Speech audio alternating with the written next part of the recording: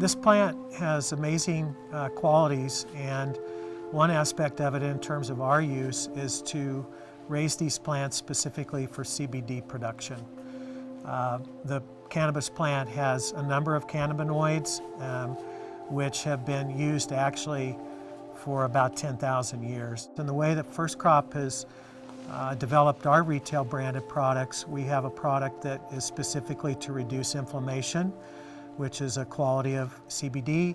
We have a product that actually is calm and de-stressing, another wonderful quality of CBD. We have another product that actually promotes sleep.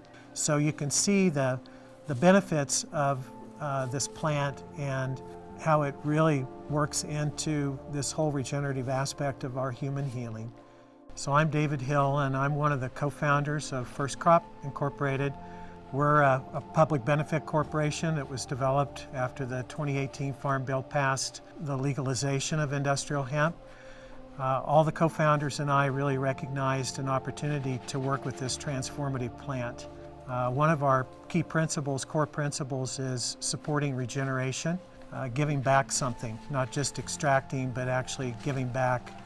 And so on a farm level, we have farmers practicing in a regenerative way, and if the plants are happy and farmers do well, then local communities can start to thrive again. A lot of times farmers are exposed to unpredictable or uncertain risks.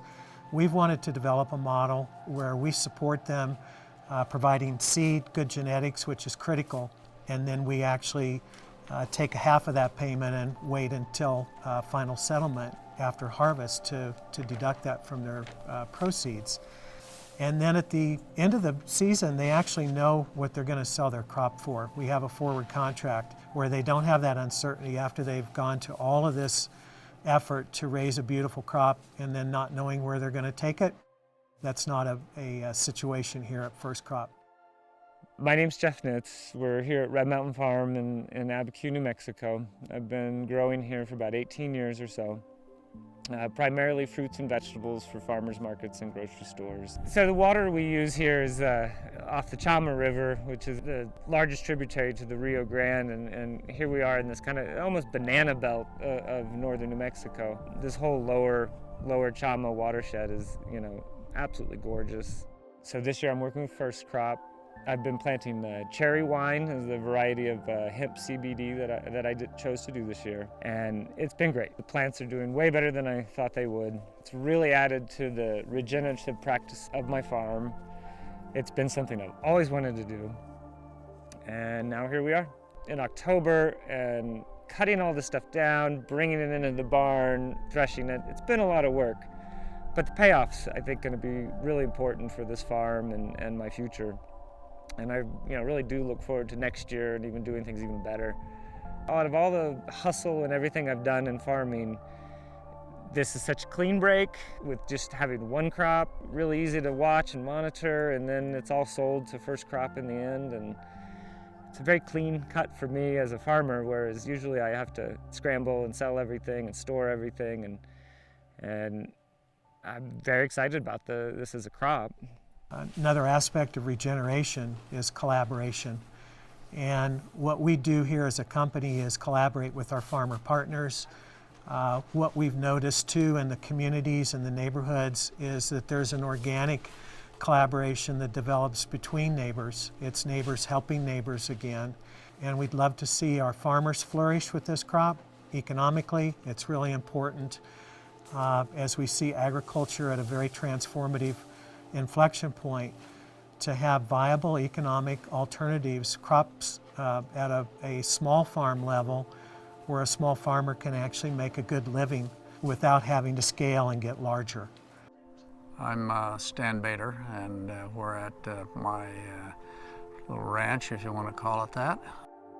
I grew grapes, and of course the name of our farm, which is Las Patas de Abiquiu, means the grapevines of Abiquiu. And so I grew that for quite some time, but I never made any money on it. So I kind of wonder why I'm doing it. It's just for the soul and well-being.